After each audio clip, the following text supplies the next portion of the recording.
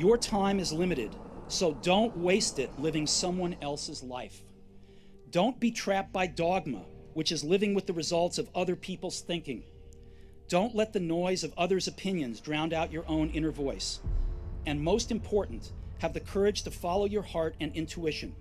They somehow already know what you truly want to become. Everything else is secondary. Always successful? In everything but school. Didn't do well in school? Poor. Terrible, actually. But I hated school. Like on a different planet. I was getting D's and F's. And the world was telling me I was a loser. My teachers were telling me a loser. My friends' parents weren't saying to my face that I was a loser, but I could see it in their eye that I didn't think I'd be successful, because the game I played, unlike today's game, in the 80s, early 90s, was school was the way out. Going to Harvard was the great accomplishment, not building Facebook or Instagram or being a successful entrepreneur. It was a different landscape. And so, you know, the why was to fucking stick it to everybody. Like I used to sit there as a 13, 14, 15, 16-year-old and look at my class and my teachers and I'm like, I'm gonna show you. I'm gonna show all of you. You think I suck?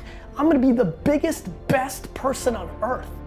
Did school fail you or you failed school? School failed me. School's failing entrepreneurs every single day. Because? Because it's not built for entrepreneurship. It's built for workers. You can't skip steps. You have to put one foot in front of the other. Things take time. There are no shortcuts.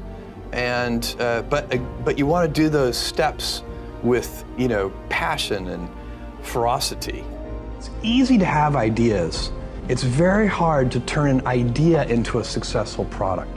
There are a lot of steps in between, and it takes persistence, relentlessness. So I always tell people who are, you know, who think they want to be entrepreneurs, you need a combination of stubborn relentlessness and flexibility. And you have to know when to be which. And basically you need to be stubborn on your vision, because otherwise it'll be too easy to give up. But you need to be very flexible on the details, because as you go along pursuing your vision, you'll find that some of your preconceptions were wrong, and you're going to need to be able to change those things. So I think taking an idea successfully all the way to the market and turning it into a real product that people care about and that really improves people's lives is a lot of hard work. I mean, it's actually kind of funny, you know, if you think of like what is education, like you're basically downloading data and algorithms into your brain. And it's actually amazingly bad in conventional education. Because like it shouldn't be like this huge chore. You know, someone's standing up there kind of lecturing at people, and they've done the same lecture 20 years in a row, and they're not very excited about it. And in fact, I think a lot of things people learn at poly, there's no point in learning them. Because they're never using it in the future. Because a lot of kids just in school kind of puzzled as to why they're there. I want to know, what is the one thing that has surprised you about your life? Well, I'm surprised by the whole thing, honestly. I certainly didn't expect for any of these things to happen, honestly. Yeah, I just, you know, I knew I wanted to be involved in technology, and in fact, the only reason I started a company back in '95, an internet company, was because I couldn't get it. There were only a few internet companies, and I couldn't get a job at any of them. So I tried to get a job at Netscape, and sent my resume in and tried hanging out in the lobby, but I was too shy to talk to anyone. And then I was like, okay, well, I guess I'll have to start a company because I can't get a job anywhere. Thank you.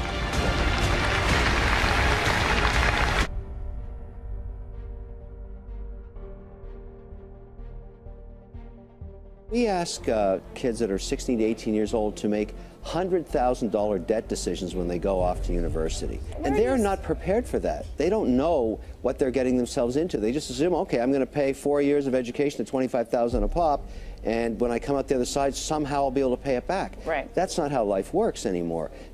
There's no need even to have a college degree at all, or even high school. I mean, if somebody graduated from a great university, that may be an indication that they will be capable of great things, but it's not necessarily the case. You know, if you look at, say, people like Bill Gates or Larry Ellison, Steve Jobs, these guys didn't graduate from college. But if you had a chance to hire them, of course, that would be a good idea. Yeah, I think having the flexibility to explore a lot of different things, which you can do when you're in college, which is one of the amazing things about being in college, is you can work on all these hobbies and code a lot of stuff and try a lot of different things.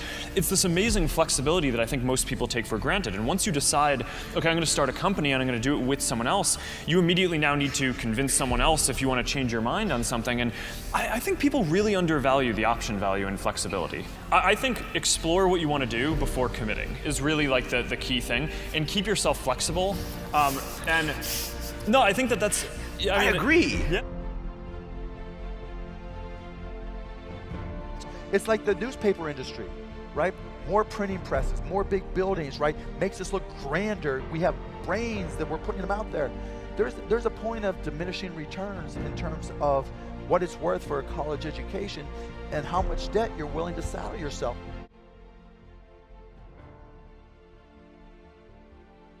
A students work for the B students, the C students run the businesses, and the D students dedicate the buildings.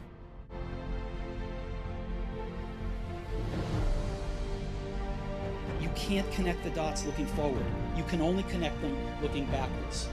So you have to trust that the dots will somehow connect in your future. You have to trust in something, your gut, destiny, life, karma, whatever. Because believing that the dots will connect down the road will give you the confidence to follow your heart, even when it leads you off the well-worn path. And that will make all the difference. Sometimes life's going to hit you in the head with a brick. Don't lose faith. I'm convinced that the only thing that kept me going was that I loved what I did. You've got to find what you love. And that is as true for work as it is for your lovers. Your work is going to fill a large part of your life. And the only way to be truly satisfied is to do what you believe is great work. And the only way to do great work is to love what you do. If you haven't found it yet, keep looking and don't settle. As with all matters of the heart, you'll know when you find it. And like any great relationship, it just gets better and better as the years roll on. So keep looking, don't settle. Thank you all very much.